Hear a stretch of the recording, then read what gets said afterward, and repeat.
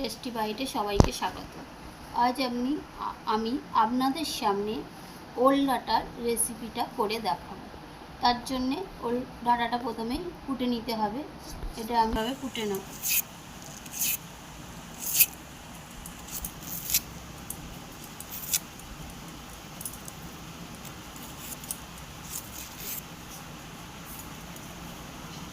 এভাবে আমি পুরো ওল ডাঁটাটা কুটে নেব, যতগুলো ওল ডাঁটা আছে।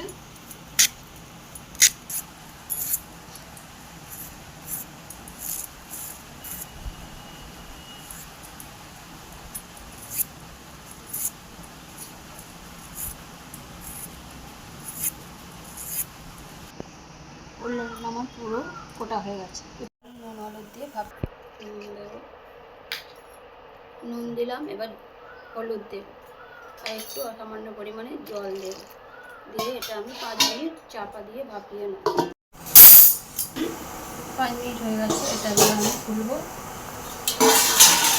দেখতেই পাচ্ছেন এগুলো ডাঁটাগুলো একটু নরম হয়ে, দেখতেই পাচ্ছেন ডাঁটাগুলো একটু নরম হয়ে গেছে। এবার এটা আমি ছেঁকে নেব।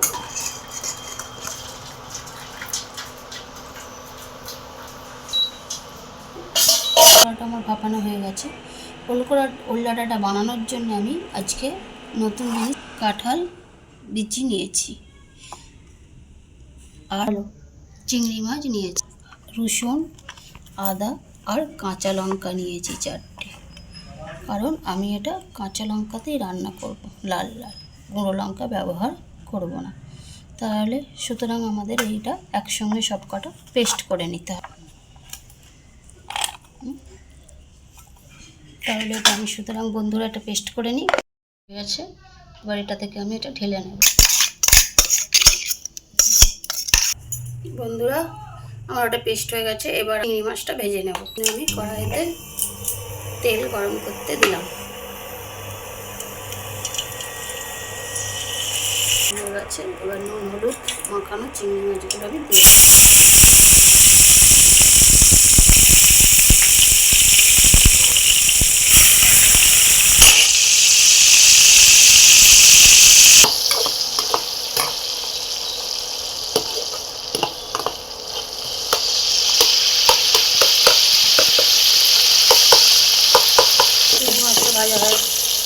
চিংড়ি মাছটা আমার ভাজা হয়ে গেছে। এবার এটা আমি তুলে নেব।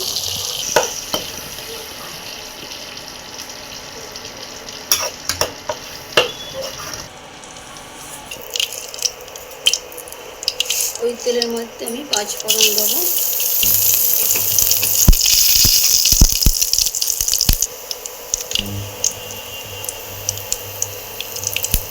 অল্প একটু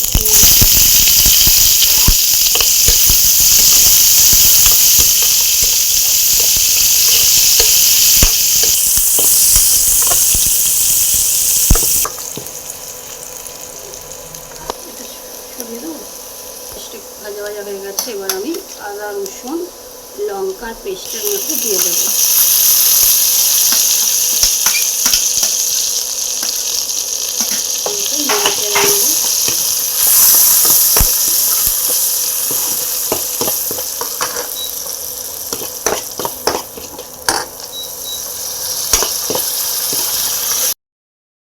এক চামচ হলুদ, কারণ আমার হলুদ দিয়ে ওটা ভাপানো আছে। 1 চামচ জিরে গুঁড়ো, ধনে গুঁড়ো আর পরিমাণ মতো জল দিয়ে দেবো।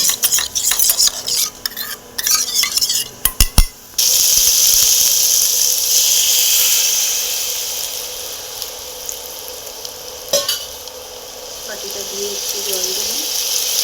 ভাপানো আছে বলে আমি নুনটা অল্প করে দেবো। বেশিটা দিয়ে দেবো। এটা আমি আগেই একটু ভাপিয়ে নিয়েছি, সেদ্ধ মতো করে নিয়েছি ভাপিয়ে।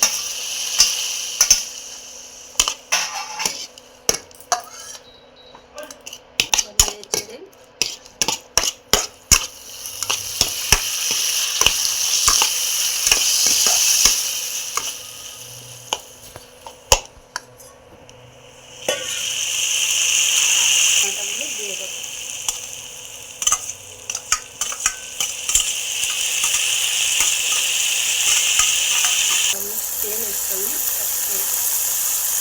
চামচ তেল এর সঙ্গে আমি অ্যাড করবো।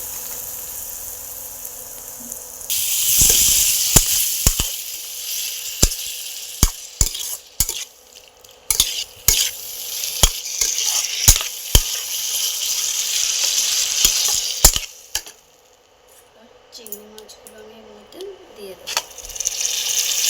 চিংড়ি মাছগুলো এর মধ্যে দিয়ে দিলাম। 5 থেকে 7 মিনিট আমি এটা নাড়বো।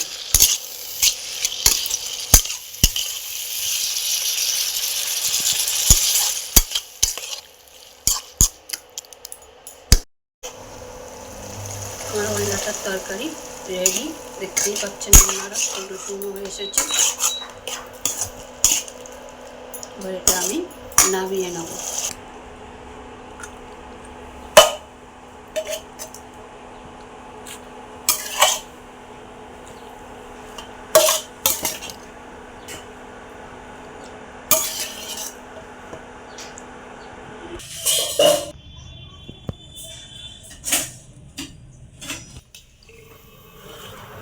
তবে যেটা